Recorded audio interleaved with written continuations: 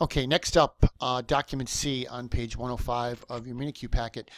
Document C is an examination of Bridget Bishop at Salem Village that occurred April 19, 1692. It was recorded by Samuel Parris. Samuel Parris was the reverend in the Salem community. Before we look, though, at document C and look at the questions that follow it, I'd like everybody to go back to their front page of the Mini Q, to the picture that appears on the front page.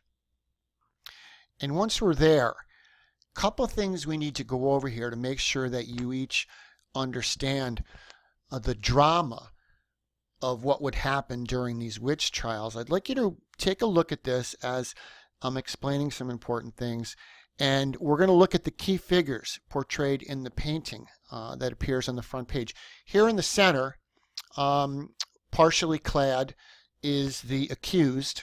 This girl is the accused witch in this particular painting. The afflicted girls, there's at least two in the picture. You have an afflicted girl here who seems to have fainted, and you have an afflicted girl over here who's pointing at the accused witch. You've also got the judges who appear to be the men here in black, taking notes and writing down the events as they occur. They are the judges or the examiners seated at the left. Also, you've got the general population in here. You've got people who may be witnesses, they may be defenders, or they may be people who are accusing this girl of witchcraft. And also here in the center, you have the matron who physically examined the accused witch, usually elderly. Usually the matron would be an elderly woman. And since most of the women who were accused, most of the people who were accused of witchcraft were witches, the person that would physically examine the witches, especially in a public setting, would be a woman. Now, some important things to know.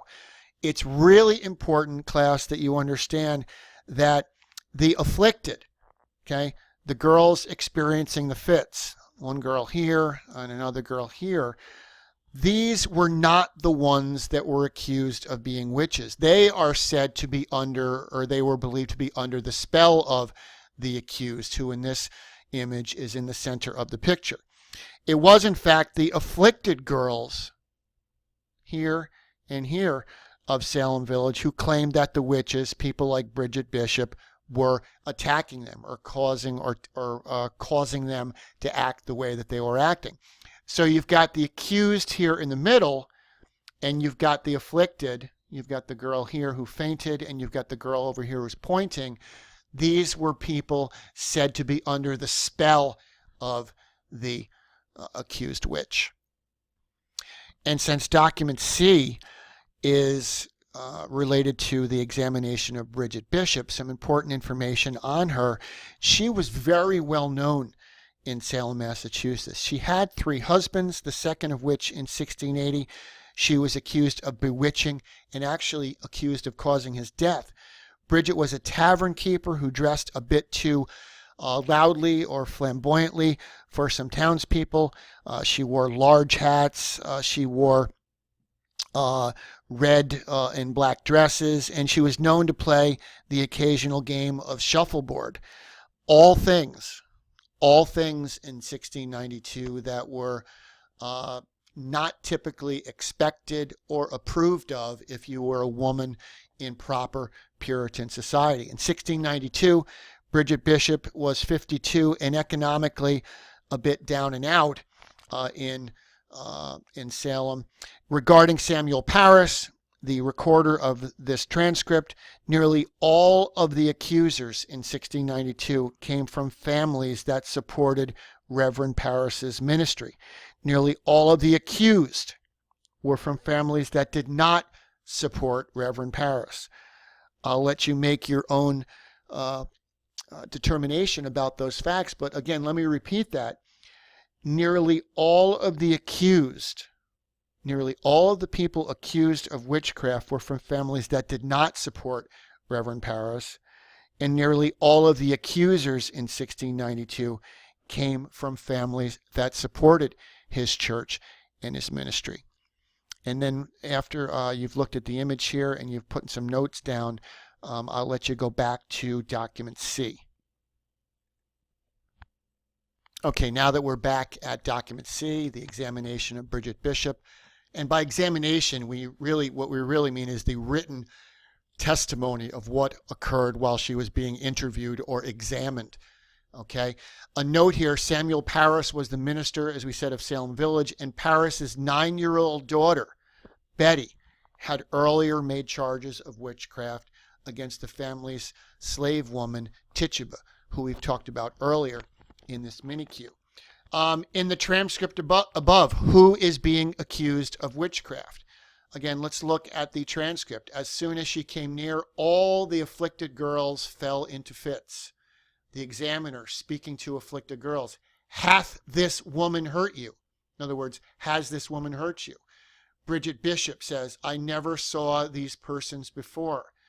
Examiner responds, they say you bewitched your first husband to death. Bridget Bishop, if it please your worship, I know nothing of it. So she's basically denying that she had anything to do with her husband's death. And she shakes her head, and the afflicted were tortured. So the girls in the courtroom or in the chamber that were appearing there, as she's denying the charge against her of witchcraft, the afflicted girls act tortured. The examiner continues, why you seem to act witchcraft before us by the motion of your body, which seems to have influence upon the afflicted. And Bridget Bishop responds, I know nothing of it. I am innocent to a witch. I know not what a witch is. And then she turns her eyes up, and the eyes of the afflicted were turned up also. So what you have here is you have the afflicted, these young girls that were in the courtroom while Bridget Bishop is being examined. The young girls are responding with their actions, with their bodily actions, as Bridget Bishop is being examined by the court. So with this in mind, as we begin the document analysis questions, in the transcript above, who is being accused of witchcraft? Again, based on what we've talked about in this tutorial, based on what we've talked about in class, who is being accused of witchcraft based on the transcript above? You're going to refer directly to the document. Question 2 asks, what is meant by the term afflicted girls? Again, we've talked about this in the screencast. Who were the afflicted girls? Question 3, who recorded this examination testimony? And is that significant? Who recorded this testimony, and is that significant, or is that important? And finally, question 4 for this particular document, what eventually happened to Bridget Bishop? To answer that question, see document A.